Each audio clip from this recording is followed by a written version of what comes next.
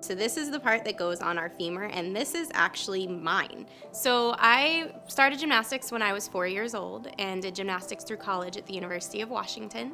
I unfortunately suffered a really catastrophic knee injury my sophomore year and had multiple surgeries while I was in college and continued to struggle with knee pain afterwards. My surgeon actually introduced me to the idea of a total knee replacement and introduced me to the company Conformis. What really struck me is the fact that the knee is actually customized to each patient.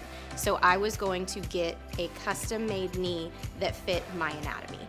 So I wanted to return to activities like yoga, just walking, hiking, dancing, all of that, and he told me this knee would be able to do that for me. I took up dancing in between some surgeries previously and absolutely loved it. Initially, I just did some classes. I actually started training to be an instructor, and then more problems hit with my knee. It is amazing the fact that not only could I practice 4 or 5 days a week, but I was able to travel, take on the flights that used to be so painful for me, and then on top of that, dance for hours and perform on stage on heels and have no pain and complete stability.